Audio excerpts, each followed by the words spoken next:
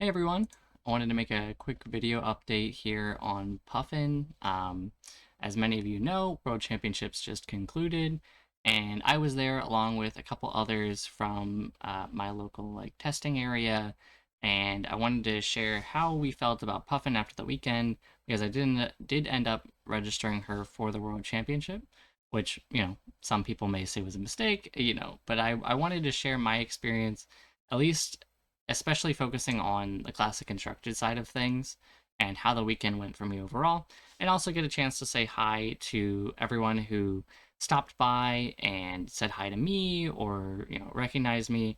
I really appreciated all of that, and it was great to see some of you IRL. I hope to do more of that type of thing in the future, and if you see me around, don't hesitate to come up, say hi, talk about Puffin. I really enjoyed that part of the weekend, so it was just an absolute blast getting to meet everyone. I wanted to go through the list a bit more in detail and just clarify how we ended up on the list we ended up on, and also talk about how I think Puffin is positioned moving forward. So, just to preface this, my CC results for the weekend were what I would consider solid. Not as good as I had wanted, but we'll get into that in just a second. So, my matchups for Worlds, I only played in day one because my LL was quite bad. So, I ended up 3-2 in CC though. So, I faced off against round one was Verdance, where I played against Nick Butcher. Was able to get a W there. Then I played round two Kano. I lost on turn two through 4 prevention from 85 damage. Not much could be done there, so that was one of my CC losses. Then I beat a Kasai, and then I beat a Syndra. And then finally, I paired into Shoma on Kasai, and it was a very, very tight game. I ended up not being able to strip one extra card from Shoma's hand, which let him keep a big Blood on Her Hands, Sharpened Senses turn to claw back the life total because it was 17-3 before that turn. But he sent a huge Blood on Her Hands turn that clawed back the life total, and I got just slightly grinded out in the end. But it was a really solid game. I can't be mad that I lost that. So overall, we ended 3-2 in CC at Worlds. Day two, I played a bunch of side events. I ended up going 10-2 in CC in side events. They're just side events, but they are side events at Worlds, so take it with a grain of salt. But I was crushing people left and right. My only losses was a 1-1 loss into Syndra, where I was at 1, they were at 1, and ended up getting just slightly chipped out. My first hand in that game was 3 cogs and then draw a cog off the top, so didn't really have a great start there, but that's just the life of Puffin. And then my other loss was getting turn 2 35'd by Acilio. I don't know. I had 3 games over the weekend where I got immediately blasted by a wizard. My battle hardened run was Kano, where I died again on turn 2, again through 4 prevention. And then I paired into Florian, and the game didn't go as well as I wanted. So overall, I had 5 losses on the weekend. 3 were to Wizard on turn 2, and 2 were very, very close games. So I'm not too upset about it. Overall, I think the deck performed really, really solidly, especially into Verdance. I know a lot of people are like, oh, Verdance is doomed, like, can't beat good Verdance if they know how to block, like, it's very bad. I don't think that's true. I think it's a lot better than it used to be, especially with really, really tight play on the Puffin side, knowing when to pressure, when to take setup turns, when to block. I think overall on the weekend I was like 5-0. I know Emmanuel went 2-0, and I think Quaco or Chris split 1-1 in his Verdance games. So I think the deck's performing really well. I basically just lost a bunch of non-games and one Florian, one Syndra game. So, it is what it is, but that's just Fab right now. It's a little bit it's a little bit variance based, but it's fine. It's still it's still super enjoyable. And I had a blast over the weekend. So I definitely don't think I would register a different hero because I would have lost a lot of the games I would have lost anyways on whatever hero I registered. So, you take your losses where you get them. But yeah, so let's go into the list a bit more in depth. So I want to focus on the main board first. First thing that's kind of notable from previous lists is that we went back down to 2 backspin thrust. I just can't make the card work as consistently as I want to. I wish I wish it was different. I don't know how else to describe it, but Puffin already had consistency issues, and I think adding another inconsistent card while having a good upside is not really the way to fix Puffin. Um, I want more consistency. I want more like gold generation or like more payoffs or more cog generation.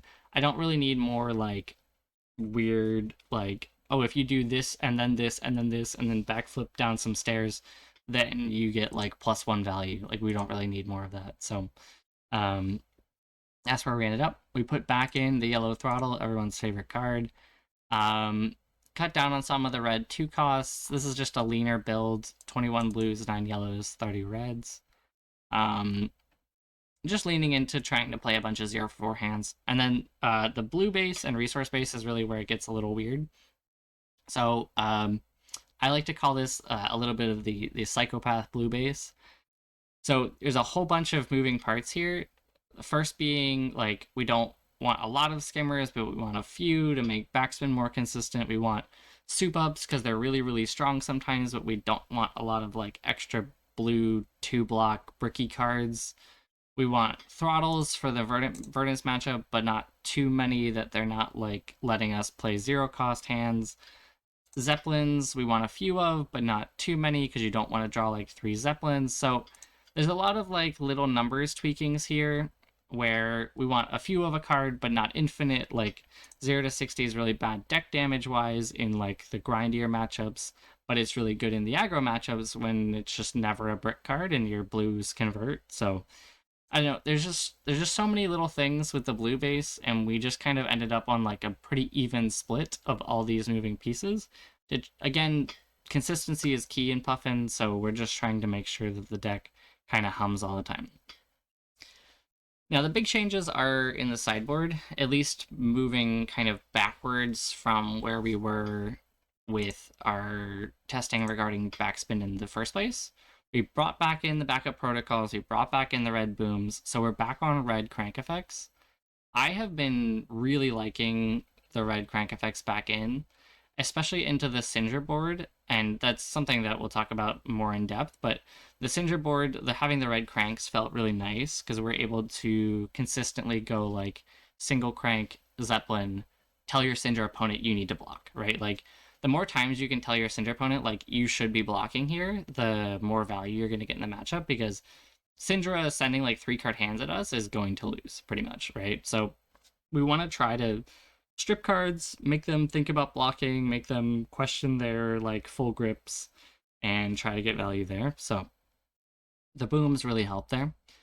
And then we have like the usual like 2 bludgers. If your meta is like really item heavy, you can go up to like 3 if you really think so. But uh, I don't think it's justifiable in a large tournament where the bludgers don't really come in that often. And then the extra blues for when you board up. So it's taking the same sideboarding approach that we've been doing where we're boarding in like roughly 3 or 4 cards in like these mid-rangey matchups that are good value pieces so that you don't get easily fatigued by stuff like Ira or Warrior or Verdance or what have you. And it just lets you have those extra cards. Lets you have extra threats, especially with the red backups. Like those are like extra big threats, like extra dovetails, extra palantirs that are really what puts your opponent in the blender and makes them like actually have to commit extra cards on blocking. So and then we have equipment. Hopefully this is pretty regular equipment suite. The plating from Florian has become pretty standard. Florian being Feel the Flow fellow Puffin player. Um, the plating has been pretty consistently in our list now, and it's felt pretty good. It's just mostly there for Syndra, but I do board it into like KO, and I board it into Assassin if I'm like feeling particularly spicy about it, just to have extra blocking cards. Um, Balance is what I would consider the mainstay hat. I don't know how best to replicate the value of balance in some of these matchups. Like, it's so good into Syndra, it's so good into Gravy, it is so good into like Brute, and it's hard to It's hard to justify when people are like, "Oh, I don't really have balance. What should I have in that slot?" Um, I guess just extra sideboard cards, but the issue is like this hat starts in play and gets like 5 value every game that it's in, and unfortunately, it's a lot of meta relevant matchups. So yeah, Crown of Providence you could probably get away without. If you don't own Crown of Providence, just run like Mono Dominion. Um, but unfortunately, the deck just kind of like is lacking like a big linchpin hat, so we just run all the broken ones. So that's where we're at with that. But that's the deck. I want to talk though specifically about matchups because we spent an inordinate amount of time specifically on Verdance and Syndra because I knew going into the event there was basically going to be a 2 deck format, and so I wanted to beat all my Verdances and all my Syndras. I almost did that on the weekend. I beat all my Verdances and I lost to 1 Syndra. You know, I put a lot of effort into making sure that I was going to win those matchups, and I did. Now, other matchups, may have suffered a bit, but so let's go into specifically those two, and then we'll talk about the other ones. So Syndra, first thing, most important thing, we're boarding out Palantir. People are going to be very confused about this. Oh, what if we snipe Flick Knives? Whatever. It's just not a realistic game plan. The game usually lasts 5 to 6 turns. So if you think about like a realistic 5 to 6 turn game plan of Puffin, we're going to like play maybe like 2 or 3 cog spenders. And if one of those cog spenders is Palantir, we are likely going to snipe the boots. So if you snipe the boots, your second Palantir, if you somehow do 2 Palantirs as your spenders, your first Palantir snipes the boots. Your second Palantir gets the chest. And the third Palantir, let's assume the third Palantir, like you actually draw it and play it, is just going to get Mask at a point in the game where usually they'd start considering blocking with Mask anyways, because life totals are going to be low, they're not really going to be keeping hands. So you're not actually going to get the pivotal like Flick Knives plus Mask like in an early enough time frame consistently that it matters at all. So we actually ended up cutting Palantir. Instead, we're running the Boom Grenades and we're running the Skimmer that's in the sideboard. So this actually gives us a lot more aggression, we're pressuring damage faster, and we're running all of the blocking equipment. We have 10 block of equipment, a whole bunch of damage, Boom Grenades, and, gas. So the goal is just to deny Mask every single turn, no matter what, you are denying Mask. If they happen to Ancestral and push it through, we have Balance as a bailout. So like they force through a Mask weirdly, or we get like absolutely juiced hand where we can't stop a Mask because like we have like all items or whatever. Balance is our bailout, and then that way we're keeping up with the value. We're drawing cards and they are not, hopefully. And we just win the numbers, right? It's all a numbers game in that matchup, so you're just playing for it. The other matchup is the Verdance matchup. So Verdance, we're bringing in the blues in the backup. Nothing special on the board here. However, it's really comes down to the game plan. So a lot of people struggle really hard into Earth as Puffin, and we've kind of identified the main reason why Puffin feels so bad into Earth is that if the Earth player is experienced, they should be denying all of your Zeppelins. If they're denying your Zeppelins, that means your Skywardens are worse. If your Skywardens are worse, that means you're not drawing as often, right? So it's like this compounding effect where like, and then if you're drawing less, your future Skywardens are worse. So it's all like kind of builds on itself throughout the game. So how do we fix that?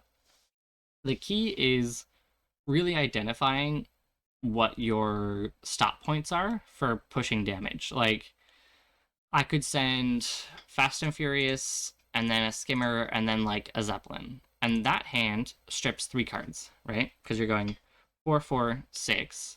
And in theory, they're probably going to block the second 4 and the Zeppelin. And the goal against Verdance in particular is to strip 3 cards because then she can't come back at you in an attack. So I'm trying to evaluate hands on like, does this effectively strip 3 cards? Or if they decide to eat it all, like, does this push like 10 to 12 damage? Right? If the hand pushes 10 to 12 damage or strips 3 cards, it's probably good enough to ship it. Otherwise, I want to take setup and block. So I'm kind of consistently evaluating like how many cards am I actually stripping from my Verdance opponent? And is it worth taking the damage that they're sending? It's a very, very grindy matchup, and you need to be playing setup turns really effectively. So hopefully those tips help a little bit, but it's a matchup you really have to play a lot, especially um, on the Puffin side, knowing what a Verdance hand looks like and if they can convert it is a hard skill to have. I would even recommend playing maybe some Verdance games if you haven't to see what Verdance draws look like and how absolutely screwed they can be if you kind of like take this more like block out eights, take a setup turn, whatever approach. So beyond those matchups, I do have matchup guides and like sideboarding notes for a bunch of the other heroes in the meta. It's not everything, but it's a good chunk. So please take a look at those if you're confused on how to sideboard. Uh, Beyond these heroes, if you're like, oh, this specific hero isn't listed, a lot of times it's because they have like a very similar or exact board to a different hero in here. Like I don't have Reinar, I don't think, because I just use the same board as KO. So like different stuff like that. If you're still confused, feel free to at me on Discord or leave a comment asking for clarification on a specific matchup. I'm more than happy to offer advice or help if you need any of that.